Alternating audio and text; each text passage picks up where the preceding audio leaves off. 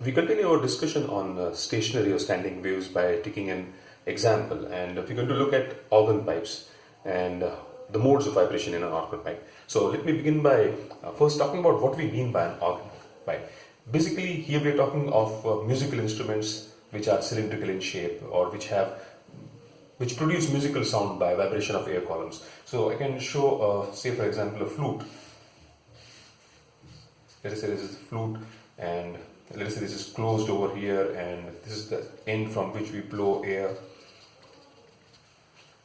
When we blow air, it sets up longitudinal waves over here. These waves travel in this direction, they reach a boundary and then start going back, and then there is superposition between the two waves, and we produce what are known as standing waves, and that in turn produces musical sound.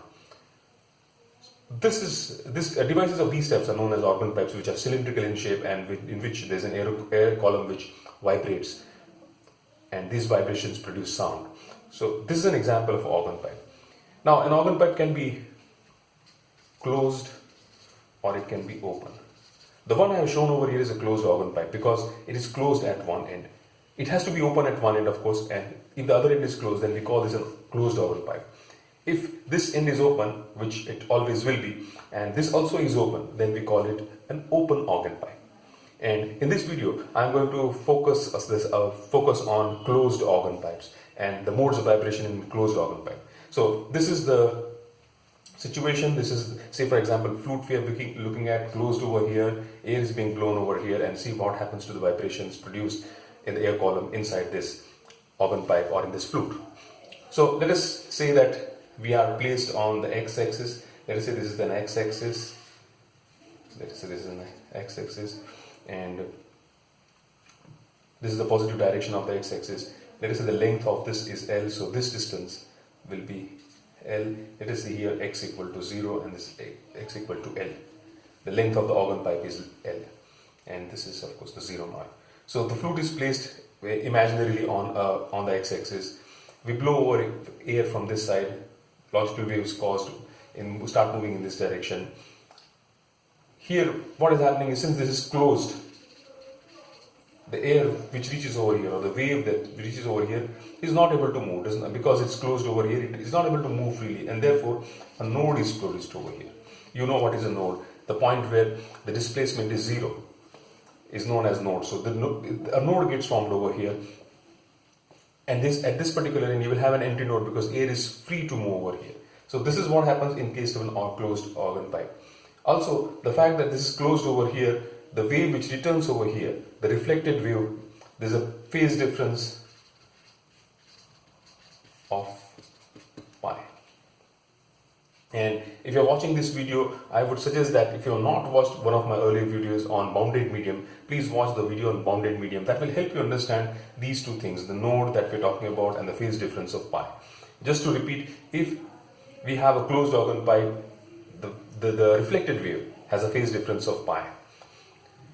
So the incident wave is traveling in this direction, and if I denote it by the displacement as y1, then the equation that I get for that particular wave is a sine 2 pi by lambda vt plus x.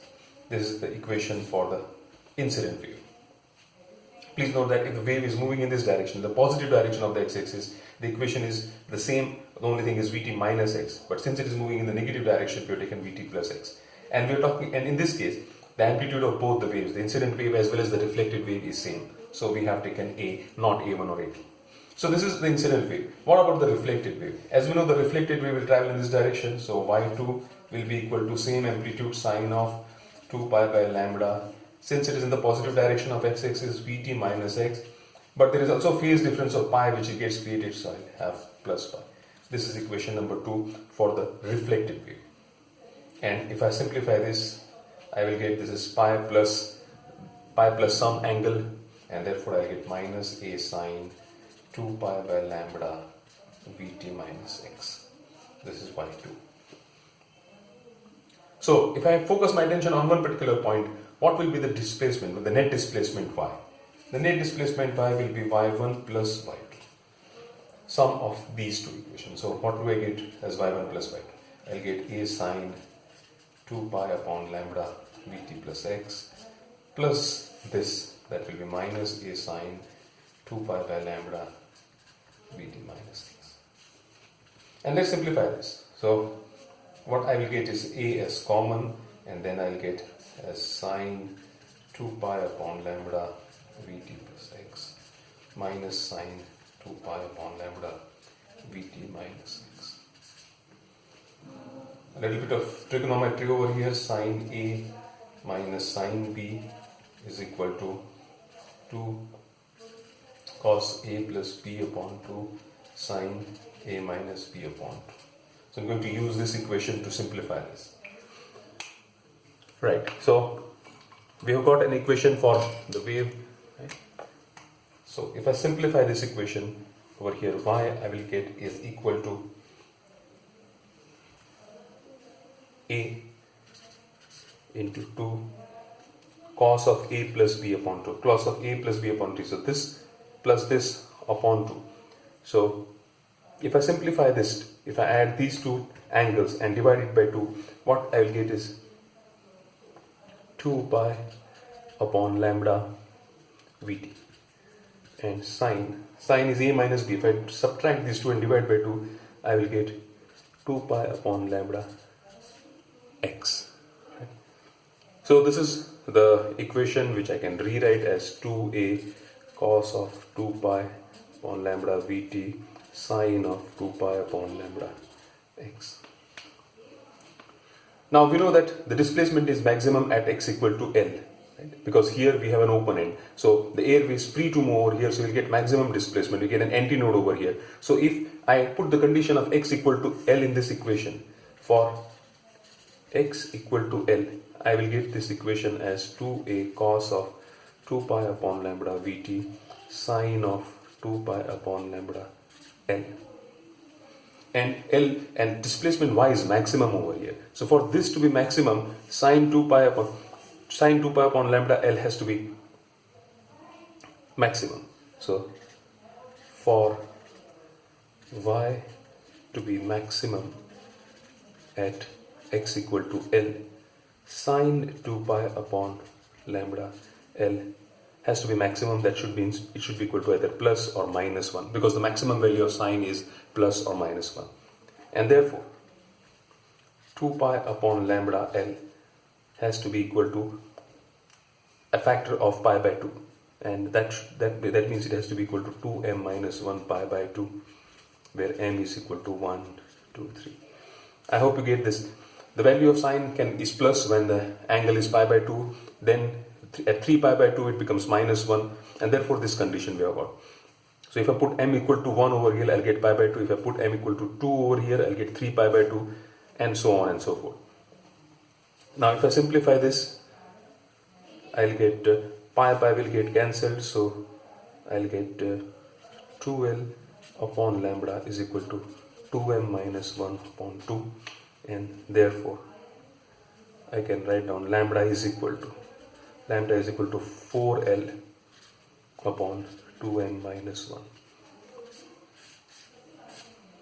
So this is the value of lambda 4l upon 2m minus 1. So what we see over here is the lambda is dependent upon L, and for different values of L we will get different values of lambda. So let us try to analyze this now. So let us take the first case. Let us take m equal to 1. So if I put m equal to 1 over here, I'll get lambda 1 is equal to 4l. M is 1, so 2 1 minus 1 is equal to 4l. Therefore L is equal to lambda by 4. Now what does this mean? L is equal to lambda by 4. L equal to lambda by 4 means that within the length L, this length L, I have to have 1/4 of the wavelength. So if I show this length as this, I have to show 1/4 of a wavelength. So how do I show 1/4 of a wavelength over here? So if I have only one wave or one full wave, I'll have something like this. I have to show 1/4. 1/4 means only this much part in this. Also I know that over here I have a node. So I will have a node at this end, and in the remaining part I have to show 1/4. So if this is the node, I have to show only this much part. So I'll get something like this. And the reflected wave they'll look something like this. So this is how the wave will look like inside this length L of the tube, because L is equal to lambda by 4.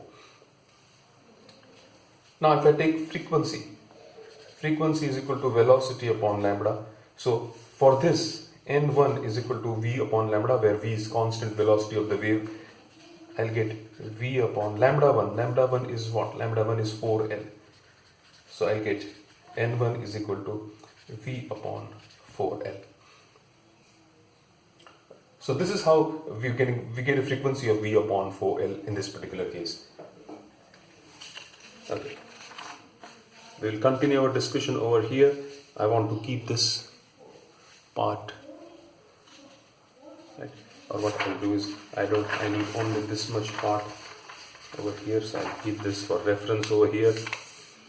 So we've taken m is equal to 1. Now let's take m equal to 2. If m equal to 2, lambda will be equal to, lambda 2 will be equal to 4L upon 2m minus 1, 2m. So 2 to the 4, 4 minus 1, 3, so 4L upon 3. And therefore I can write down L is equal to 3 lambda 2 by 4. And if I show this in length L, I have to show 3/4 of a lambda. Now what would be 3/4 of a lambda? 3/4 of a lambda means half of lambda and this much part. So I have to show this much part in this particular length L. So 3 lambda by 4 I have to show. That means I have to break this up into 3 parts. 1, 2 and 3. And there is a node over here, so I'll start with a node over here. And I have to show 3/4 of a part. So I'll get this point over here, this over here, this. So this will be the incident wave, and the reflected wave will be like this. So this is how the wave will look inside the tube. This was for lambda is equal to L by 4, and this is for 3 lambda by 4. And what about frequency? Now frequency n, as we saw over here, n1 is equal to v upon lambda. So n2 will be v upon lambda 2. That will be equal to v upon, what is lambda 2? Lambda 2 is 4L by 3. So 4L by 3. So I can write down n2 is equal to 3 v upon 4L. Now if I look at this equation, n1 is v upon 4L, n2 is 3v upon 4L. So I can write down 3n1. Let us take one more case, m is equal to 3. So lambda 3 will be equal to 4L upon 2m. So 6 minus 1, 5. So I'll get 5 over here. Therefore, L will be equal to 5 upon 4 lambda 3. Now 5 upon 4 is 1 full wavelength plus 1/4 wavelength. So I'll again draw same length L. I know there's a node over here. And within this length, I have to show 5/4 of lambda. That means 1 full lambda plus 1/4. So I will break this up into 5 parts. So let us say this is part number 1, 2, 3, 4 and 5. So I'll get wave something like this. So I have got 1 full wave over from here to here and 1/4 wave over here. This is how we get 5 upon 4 lambda. As far as the reflected wave is concerned, again I do the same thing. And this would be the situation for m equal to 3. What about n3? n3 is equal to v upon lambda 3 is equal to v upon lambda 3. What is 4L upon 5? 4L into 5. So this will be 5 into v upon 4L. Therefore, n3 is equal to 5 times n1. So these are the modes of vibration for a closed organ pipe. Now I want to focus on the values of n. So in the first case we got n1 as v upon 4L, then n2 was equal to 3 times n1 and n3 is equal to 5 times n1, and similarly n4 will be equal to 7 times n1, so on and so forth.